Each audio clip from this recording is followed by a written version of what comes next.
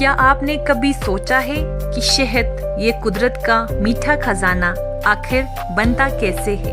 ایک چھوٹی سی مکھی اتنے حسین، خالص اور فائدہ مند شہد کو کیسے تیار کرتی ہے؟ شہد صرف ایک میٹھا مادہ نہیں بلکہ یہ قدرتی کاریگری اور حیاتیائی عمل کا شاہکار ہے۔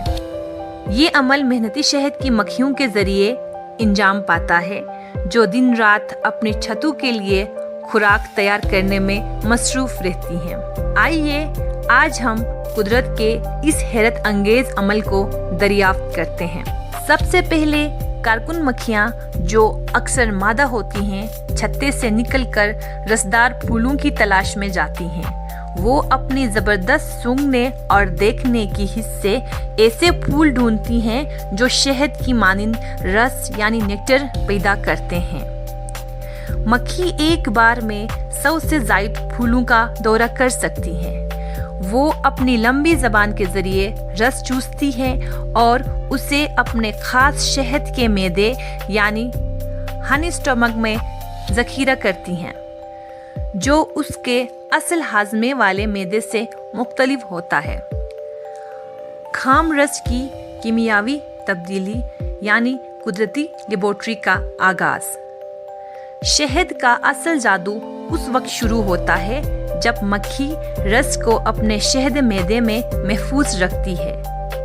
یہاں وہ انورٹیز نامی ایک خاص انزائم شامل کرتی ہے جو سیکروز کو 2 سادہ شکرات جیسے گلوکوز اور فرکٹوز میں تبدیل کرتا ہے۔ یہ تبدیلی نہ صرف شہد کو ہضم کرنے میں آسان بناتی ہے بلکہ اسے خراب ہونے سے بچاتی ہے اور زیادہ دیر تک محفوظ رکھتا ہے۔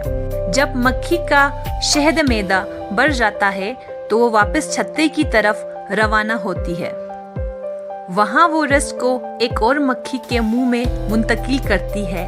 یہ عمل ٹروفولکسس کہلاتا ہے، یعنی ایک مکھی سے دوسری مکھی کو منہ کے ذریعے رس دینا۔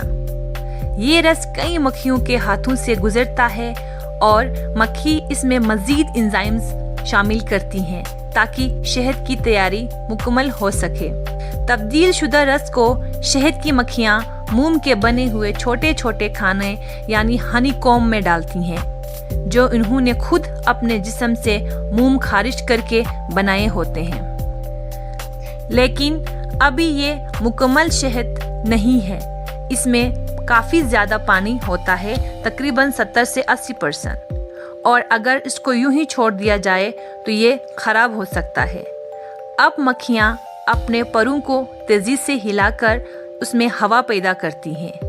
یہ ہوا رس سے پانی کو بخارات میں تبدیل کر دیتی ہے اور رفتہ رفتہ اس کی نمی کم ہو جاتی ہے، اور یہ نمی اتنی کم ہوتی ہے کہ شہد میں خمیر یا بیکٹیریا پیدا نہیں ہو سکتا، اس لیے شہد سالوں تک محفوظ رہتا ہے۔ جب شہد مکمل تیار ہو جاتا ہے تو مکھیاں اس کھانے کو باریک موم کی تہ سے بند کر دیتی ہیں۔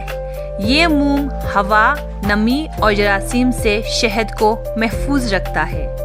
اب یہ شہد صرف مکھیوں کے لیے خوراک نہیں بلکہ انسانوں کے لیے بھی ایک قیمتی خزانہ ہے۔